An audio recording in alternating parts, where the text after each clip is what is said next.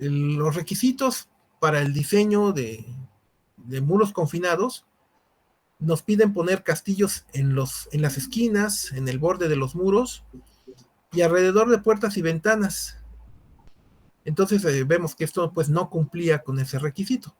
De todas formas, pues se agrieta por hundimientos diferenciales. Bueno, y les traigo también algunos ejemplos de daños por el agua. Y bueno, primero por el oleaje del mar. Claro que aquí construir una estructura, una edificación pues en la costa, pues implica un riesgo. Durante el huracán Vilma del 2005, pues hubo daños como en esta construcción, que era de mampostería, y principalmente porque socavó la cimentación.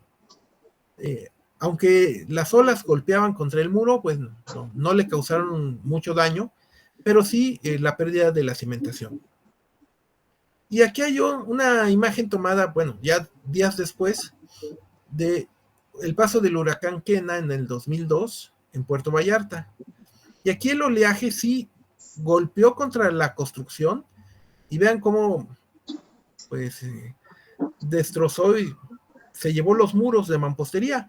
Afortunadamente sobrevivieron los castillos de las esquinas. Esta está, bueno, bastante entero. Y bueno, la mera esquina está muy, muy precario. Apenas sobrevivió. Y sin embargo, gracias a eso, se salvó la planta alta de colapsar. Este castillo debe tener muchas toneladas que está cargando. Si lo quitáramos, pues les aseguro que esta construcción se colapsa. Por cierto, aquí, pues lo primero que podríamos pensar, que yo podría recomendar como urgente, sería apuntalar, justo para evitar que en los siguientes días o en las siguientes horas pudiera terminar fallando este castillo, que los castillos no son columnas, son parte del muro de mampostería, pero finalmente aquí quedó soportando este peso. Y una vez apuntalándolo, o sea, poniéndole pues, una serie de postes verticales para rescatarla y que no, bueno, que no se colapse, pues se podría pensar en reconstruir los muros de la planta baja y salvar pues todo el costo de construir la planta alta que está intacta. Bien, pues aquí fue el golpe del oleaje directo contra la mampostería. En este caso, también fue por el agua con otro huracán, pero ya no fue en la costa, sino en un río que iba bajando de la montaña. Y aquí pues había cimentación, pero la fuerza del agua pues se llevó toda la roca, toda la piedra y dejó esta estructura pues en el aire. Y pues curiosamente pues no se colapsa, queda como colgando de la parte que todavía se apoyaba. Y bueno, ya viendo casos ya más extremos, esta imagen devastadora es del tsunami en Japón en el 2010. Y pues digamos, el mar penetra y crece y aquí pasaron como 6 metros de altura del mar, arrasando con todo, llevándose todo. Solo queda pues cimentación. La verdad eran casas, la mayoría eran casas de madera allá en Japón, pero sí tienen cimientos pues de concreto, se hacen unas losas de cimentación o algunas viguitas de cimentación y ahí se empiezan a sujetar los, los postes, las vigas de madera y se empieza a hacer el armado de las casas. Pero de todas formas sí había algunas casas de mampostería y esas pues desaparecieron, ¿no? Por aquí sobreviven uno que otro edificio, por acá en el horizonte, se alcanza a ver, pero pues sí, ya esta fuerza pues no se puede diseñar una estructura para que la soporte. En casos como esto, pues lo que se tiene que hacer es tener alertamiento y evacuación. Bien, ahora el viento es otro fenómeno de la naturaleza, pues que tenemos que tomar en cuenta en nuestros diseños. Y aquí tenemos otra simple barda para sumarse a las bardas que les he mostrado. Y en este caso, la barda que estaba en Cancún con el huracán del 2005, pues se colapsa. No toda, porque vean que aquí al fondo sigue habiendo bardas, la misma, digamos, del terreno, pero algún pedazo de la barda, pues tuvo la presión del viento más intensa en el momento crítico y se colapsó. Ahora, esta barda es de bloques de concreto. Aquí se ven bloques huecos, se ven la pedacería que sobra. Y sí tenía una cadena en la parte superior. Aquí se ve, le estoy señalando, se alcanzan a ver pues el acero, los estribos y demás, que ahí están marcados. Y tenía castillos. Este elemento, aquí hay un castillo de concreto. Vean que este otro pedazo cae y se despedaza, se parte hilada por hilada. Podremos contar una hilada, 2, 3, 4, 5, están casi a la vista, se están viendo identificadas cómo se despegan los bloques de las hiladas. Pero aquí no, aquí todo esto está continuo. Y eso es porque aquí está un castillo colado. Y aquí se alcanza a ver una barra, algún alambre de barra. Y al acercarme y tomar esta foto, pues vi que también era un castillo electrosoldado, tipo Armex. De hecho ya está oxidado, pero estos son varios días después, y con el ambiente marino, salado, húmedo, la humedad de la costa, pues sí, de inmediato se empiezan a oxidar. De todas formas, vean, aquí estaba este puntito oscuro, negro, y por acá otro, eran pues el alambre que coincide con este de arriba y con este de acá. Entonces aquí también se fracturó el acero a tensión, no tuvo la capacidad, la ductilidad de estirarse y generar el aplastamiento del concreto. No se aplastó el concreto, se parte y se voltea completamente por la fractura del acero. Bien, entonces, pues, ¿cómo se tuvo que haber reforzado esto? Pues seguramente al calcular la fuerza del huracán posible en esta zona, hubieran salido castillos pues más grandes, más reforzados, con más cantidad de acero, por supuesto. Y hubiera encarecido el costo, pero hubiera evitado un colapso como este. Otro muro que se colapsó por la fuerza del viento y finalmente pues un fenómeno pues ya muy catastrófico que es el deslizamiento de laderas. Aquí les muestro un par de fotos que de hecho son en México, es en Tijuana, que hay muchos problemas en Tijuana. Aquí dice el sol de Tijuana, por ahí está la referencia de donde tomé las fotos hace varios años. Y se ve pues un desastre espectacular, ¿no? Pero no crean que ocurrió así en unos cuantos minutos ni nada, sino fue ocurriendo durante semanas, meses, incluso años, hasta tener una condición totalmente desastrosa. Y uno piensa, bueno, ¿y cómo hubiera yo diseñado la casa para que soportara esto? Pues no había forma. Si toda la montaña se viene abajo, pues todas las colonias enteras que están sobre ella, pues van a sufrir. Bien. Bueno, hasta aquí ya termina pues las fotos, los daños y varios detalles que les quería mostrar.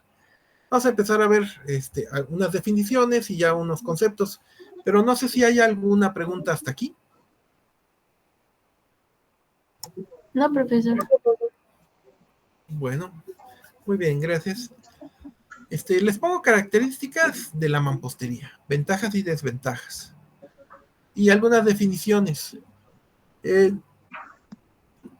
Las van a tener en los apuntes. No es necesario que las memoricen o que las estén, bueno, que sí las comprendan y las tengan presentes, pero no es que se las vaya a preguntar en un examen. Mampostería es una construcción integrada por piezas de origen pétreo, natural o artificial, que son suficientemente pequeñas para ser manejadas por una persona. Viene del nombre, bueno, así en español, mampuesto, que es puesto con la mano. O sea, mam viene de la mano. Entonces, tradicionalmente la mampostería pues empezó desde hace miles de años con piedras colocadas con las manos, cargadas por personas, por hombres, y después se empezaron a unir, pues quizás se empezaron poniéndole lodo para que se asentara una sobre otra, pero cuando se descubrió la cal, que es piedra caliza, digamos, calcinada al fuego, y se vio que esa piedra caliza calcinada fraguaba, digamos, si se mezclaba con agua y pues con arena, pues endurecía y nació el mortero. Entonces, la mampostería inició con piedras. Así tenemos monumentos históricos aquí en América, pues en Asia, en Europa, y están pues grandes obras por ejemplo, de los griegos, de los romanos, de puentes romanos que tienen 2000 años, o el Coliseo romano, y muchas otras obras, monumentos históricos. Y las iglesias, por ejemplo, pues catedrales en Europa, hay algunas catedrales que tienen como 1000 años, o aquí en la época de la colonia, pues tenemos 500 años, ¿no? Hay iglesias del siglo XVI, XVII, XVIII, catedrales y demás, que tenemos mampostería de piedra. Bien, el tema de mampostería de piedra da para un curso completo, pero empezamos a usar piezas artificiales. También son ancestrales, digamos. Se empezó a usar la arcilla cocida, así como pues en época prehistórica se encuentran vestigios de cerámica, de platos, vasos de arcilla cocida, de barro, digamos. Pues también vieron que donde no había piedras, pues podían hacer piedras artificiales, que con el lodo, con el barro, si lo ponían a cocer en el fuego, pues ya quedaba un elemento, y pues se empezó a usar pues los tabiques de arcilla. Y tenemos, pues, hay millones de construcciones en el mundo muy antiguas, y todavía, incluso en nuestras ciudades, tenemos mucha construcción de mampostería, pero sin refuerzo, ¿no? Bien. Ahora, estas piezas son suficientemente pequeñas y están unidas con mortero. Lo importante es que si alguien inventa un sistema constructivo y queremos usarlo como mampostería, si no cumple pues, con las características de la mampostería, pues no podemos usar las fórmulas de diseño. Por ejemplo, hay inventores que quieren hacer muros sin mortero. Entonces no podemos usar las fórmulas del reglamento porque están calibradas para el comportamiento de muros donde las piezas están pegadas por un mortero de cemento o un mortero de cal, o de algún tipo. Ahora, mampostería confinada es la que está rodeada con castillos y dalas, que son estos elementos de concreto reforzado de pequeñas dimensiones. Ahorita vamos a ver eso. Los castillos no son columnas chiquitas. Se parecen, están hechas con refuerzo, con acero de refuerzo, con estribos y se cuelan con concreto. Pero su funcionamiento es diferente a las columnas. Y las dalas se parecen a vigas, pero no son vigas. Más bien amarran en el perímetro al muro. Y por eso le llama confinado, porque las piezas de mampostería están confinadas o encerradas dentro de un marco, un perímetro reforzado. Y vamos a ver también la mampostería reforzada interiormente. Cuando tenemos piezas huecas, se puede colocar acero de refuerzo en el interior de las piezas, pero se tienen que rellenar de mortero o de concreto. Bien, entonces estos son los primeros tipos que tenemos que ver. Ahora pasamos a las piezas, que de hecho ya vamos a empezar, digamos el miércoles vamos a empezar con el tema de materiales. Entonces vamos viendo lo que sería las piezas de mampostería. A ver, primero, una pieza de mampostería, pues, artificial, moderna, es un prisma rectangular. Es un cuerpo prismático, ¿no? Digamos, es un paralelepípedo. Y vamos a tener el famoso ladrillo. Aquí tengo el nombre del ladrillo. No vamos a usar el nombre de ladrillo. En las normas, en los reglamentos, en muchas fichas técnicas, se ha optado por, en México, en español, digamos, no usar el nombre ladrillo, sino usar tabique. Entonces, en México le llamamos tabique. Formalmente, digo, la gente lo conoce como ladrillo, pero, digamos, académicamente le vamos a llamar tabique. Y primero tenemos la definición de un bloque. Bueno, quizás ustedes lo hayan oído en inglés como block, pero el nombre en español, la traducción al español es simplemente bloque. Es una pieza de mampostería, casi siempre son de concreto, y sus dimensiones son de 20 por 40 centímetros. El 20 es el alto y el 40 es el largo. Ahora, ese 20 por 40 deben de incluir la junta de mortero. Bien, si ya sabemos que el bloque es el que tiene 20 por 40, el tabique es una pieza con dimensiones menores al bloque. Entonces, si no es bloque, pues es tabique. Y ya, esa es la diferencia que las normas marcan. Ahora, al tabique macizo de arcilla se le conoce típicamente como ladrillo.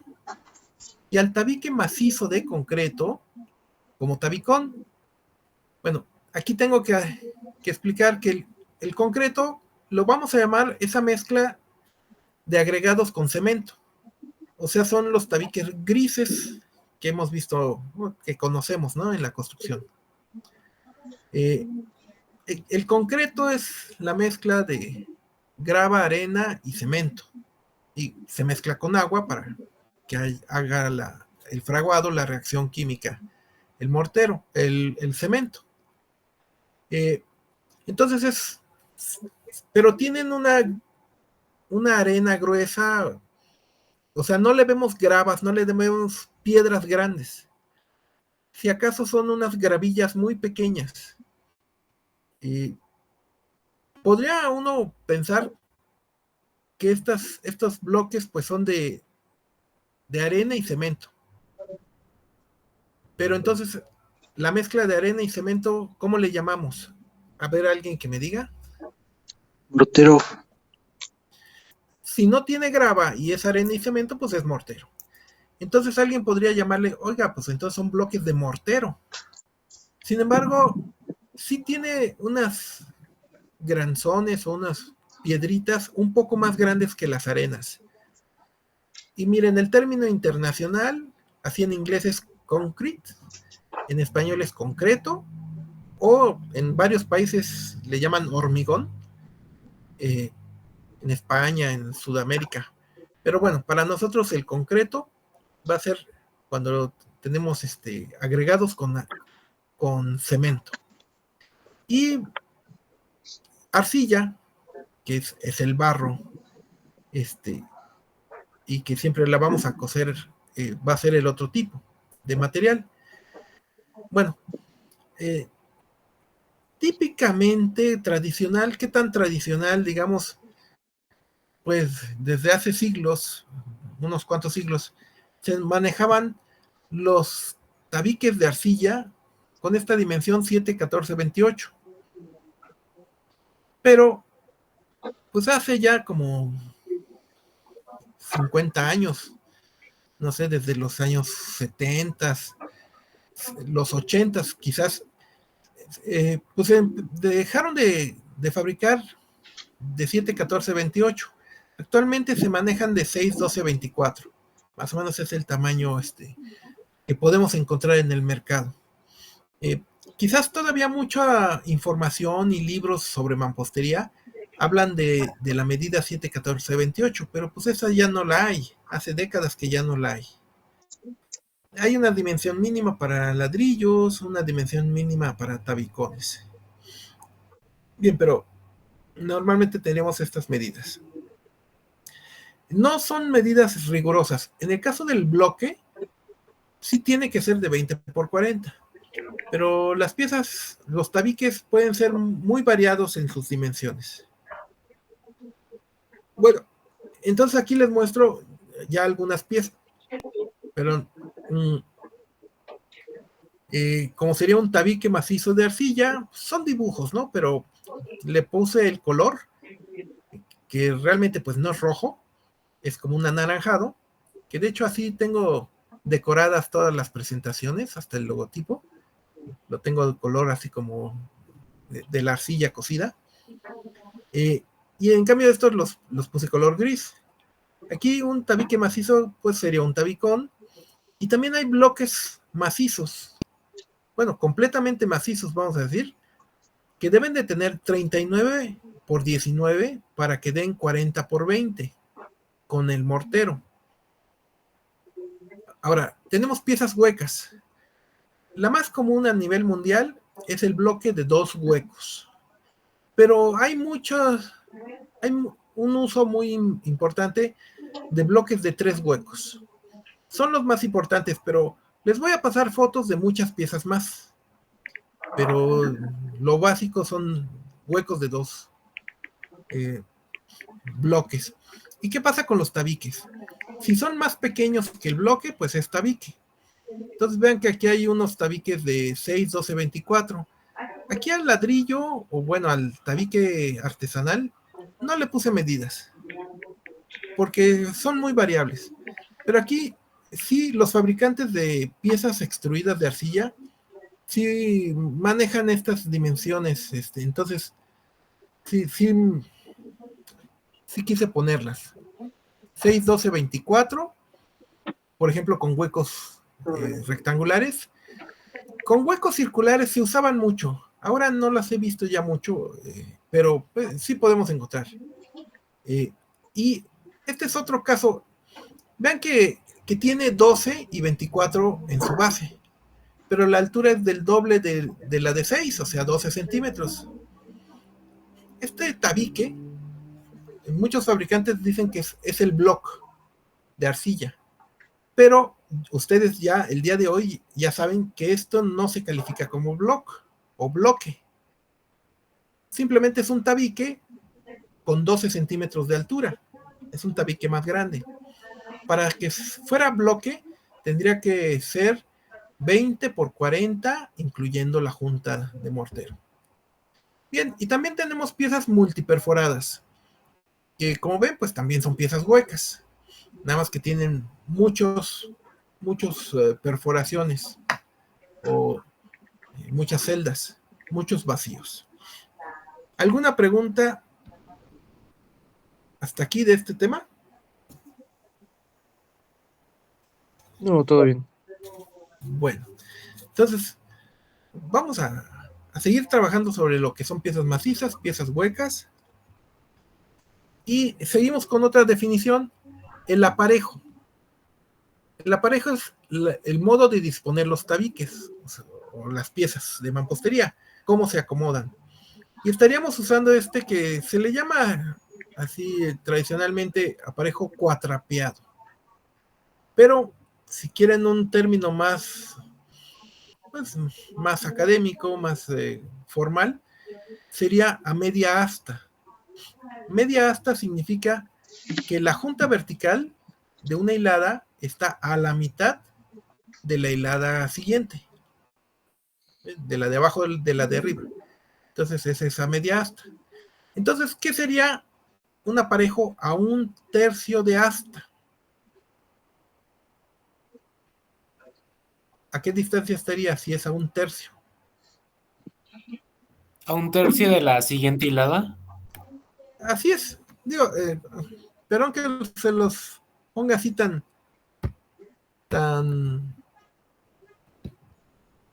como que tan elemental, pero realmente es así es de sencillo. Entonces, si tenemos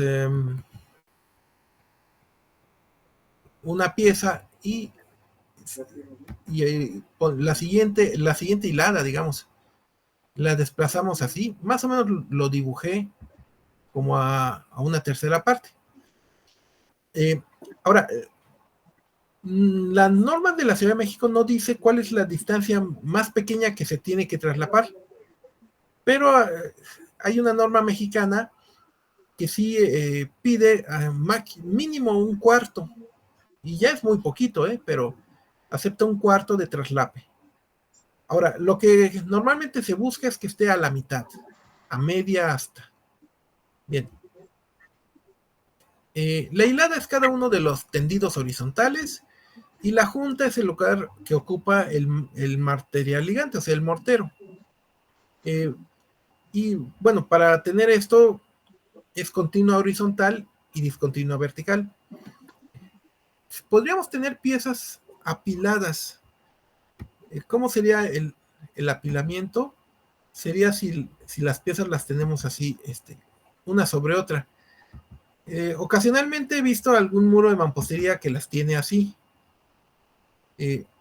Pero en las normas de México pues no se permite porque quedaría un plano débil, un plano vertical y por eso pues históricamente pues la humanidad no las construye de esta forma, ¿no?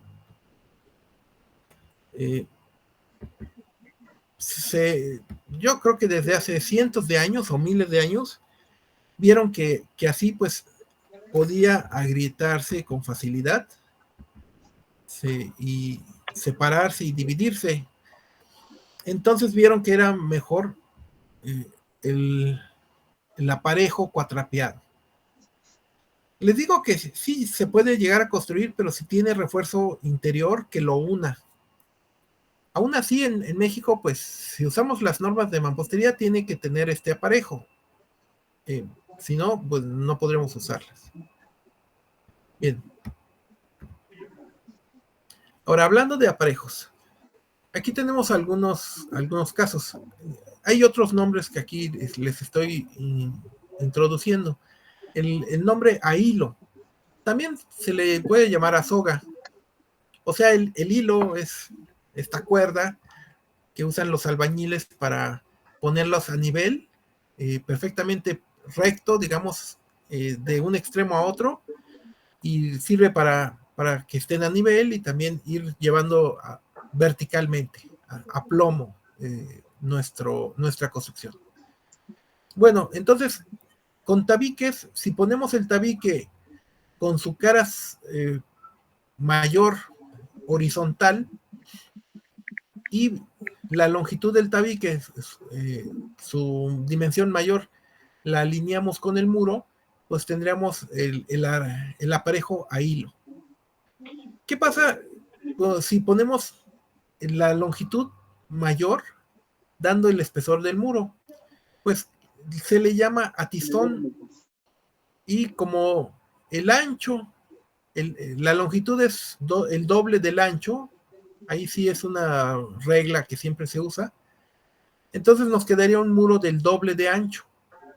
Claro, va a pesar más y va a ocupar más espacio, pero va a tener el doble de resistencia a carga vertical o a fuerza cortante.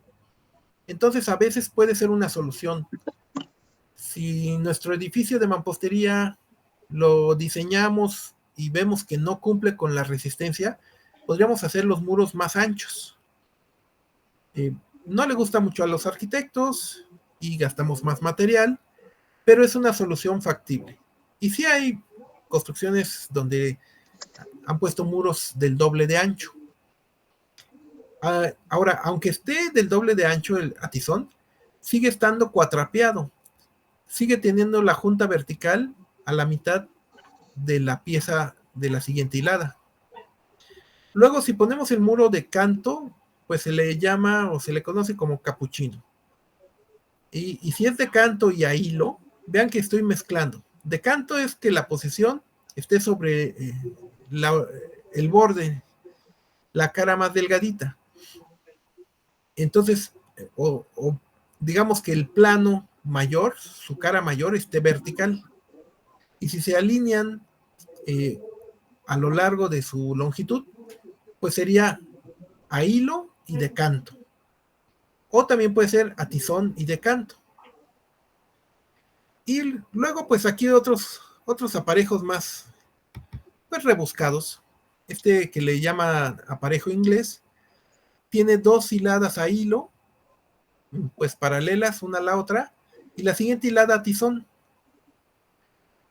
Y pues se ve decorativo, que es el mayor interés de este aparejo. Vean que de todas formas se busca que no quede un plano vertical débil, o sea, que no coincidan la junta vertical. Y se puede lograr sin problema, vean, con esta guía. Y aquí hay otro tipo de aparejo, que se llama muro 21. Eso es porque cuando medían 7 centímetros por 14 por 28, vean que si ponían uno acostado, una pieza, un ladrillo por decir acostado, estos serían 14 centímetros. Y si le suman 7, pues 14 más 7 ya daría 21. Entonces, pues bueno, ya tendrían esta solución intermedia, porque si este fuera de 28, pues nos queda el muro de 28 de grueso, tanto aquí como en este de atizón, 28 centímetros. Y para este sería de 14 y este de 28, y para tener algo intermedio, pues podría quedar este. Yo no recomendaría mucho que se hiciera aparejos muy extraños para muros de carga, pero sí podemos usar el clásico y el atizón. Bueno, y aquí les puse una foto real. Bueno, siendo una foto, pues es real, ¿no? De un muro con un aparejo extraño. La verdad era una barda, no era un muro de carga, pero lo vi y le tomé una foto. Lástima que tenía aquí grafitis y cosas así, pero bueno, se alcanza a ver el castillo, la dala, y de hecho tiene pues una forma casi como usan en pisos, como en petatillo. Pero pues, sí, dígame. No, estoy viendo nomás. Ok, sí, yo siento que se me ocurre que fue un capricho del dueño que le pidió al albañil, ¿no? Pues algo así sofisticado, raro, decorativo. Por ahí he visto uno donde también están, pero como a 45 grados. Ahora, ¿qué pasa con esto?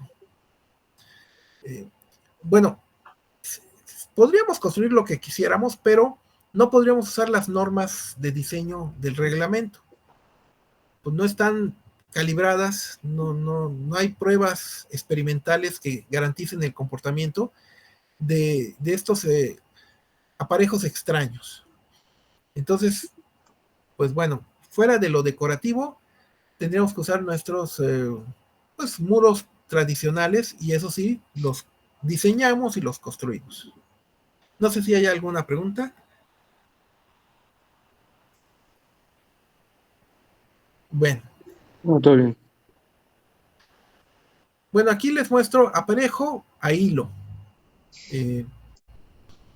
Ahora, se los he mostrado en tabiques, pero ¿qué pasa con un bloque? Bueno, pues el bloque realmente casi siempre su ancho es muy delgado, y entonces, pues un bloque dirían que es como muro capuchino, pero ahí sí ya no se usaría ese nombre.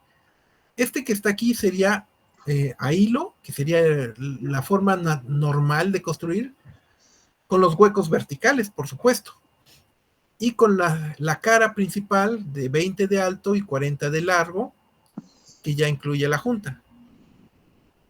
Aquí otro ejemplo de aparejo a tizón, y pues de canto, pues nos queda un muro delgado.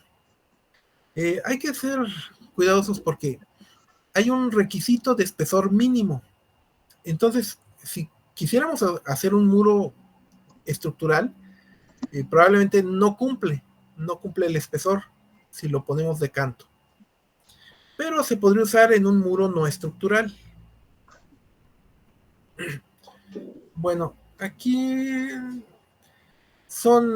les dejo esta información gráficamente, que son ejemplos de, pues del el ensamblado, por ejemplo, en las esquinas de piezas, pero si fuera mampostería simple. Ahora, les decía hace rato que para uso estructural, el reglamento prohíbe la mampostería simple. Entonces, esto ya no lo necesitamos porque tendríamos que dejarle el espacio para un castillo en la esquina o en el borde del muro. De todas formas, aquí hay algunas reglas gráficas que por pura lógica las podemos llegar a ellas, ¿no? Por ejemplo, si aquí está de canto, sabemos que el espesor es la cuarta parte de la longitud. Entonces, para que aquí coincida y que quede a media asta, pues necesitamos 3/4 partes, porque aquí tendríamos 1/4 parte, 3/4 partes, y con eso ya coincide. Y entonces resolvemos nuestra esquina. Ahora, ¿en dónde se podría usar con mampostería con refuerzo? Bueno, pues en muros de mampostería donde aquí va a llevar acero y va a estar relleno de concreto, pues aquí sí nos sirve pensar en estos ensambles de esquinas o de intersecciones de muros. Entonces les dejo esta información. Bueno, ahora, las piezas huecas nos va a pedir las normas un tamaño mínimo. Entonces, uno de los casos son las piezas con hueco horizontal. Estas se ha encontrado un mal comportamiento y en el reglamento de México se prohibieron. Desde el 2004 no se pueden usar para diseñar aquí en la ciudad. Sí existían, se usaron por muchas décadas o cientos de años quizás. Bueno, quizás algunas, pues no sé, por 50 años, 80 años, empezaban los fabricantes a hacer huecos horizontales, pero las normas, bueno, con estudios de laboratorio se vio que eran muy frágiles, muy mal comportamiento, y están prohibidas, ya no se pueden usar para uso estructural. Se podrían usar para uso no estructural, como bardas, pretiles, pues no sé, una cosa decorativa, una jardinera, algo que se les ocurra. Bueno, entonces, la mampostería tiene ventajas porque tiene propiedades de aislamiento. Si no tuviéramos mampostería, pues tendríamos, no sé, que cargar con columnas el techo de una construcción y ponerle puros vidrios, canceles o estos muros falsos, como de tabla roca o de panel de yeso. o algún otro tipo de muro, porque necesitamos envolver o separar las habitaciones, por las oficinas, las zonas de un comercio. Necesitamos algo que las divida. Entonces, cuando tenemos muros de mampostería, pues tienen cierta ventaja como aislamiento acústico. Mientras más grueso sea el muro, pues más aísla. También aislamiento térmico.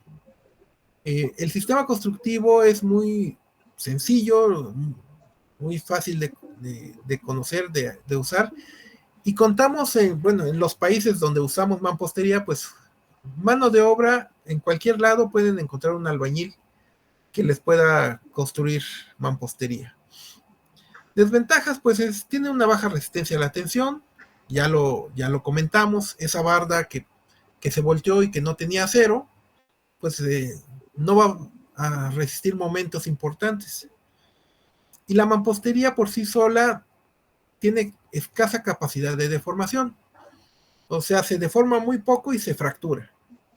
En cambio, el acero, pues se puede deformar mucho, o el concreto reforzado con acero.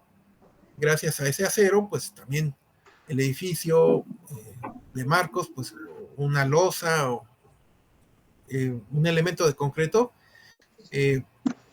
pues puede deformarse mucho gracias a que tiene el acero.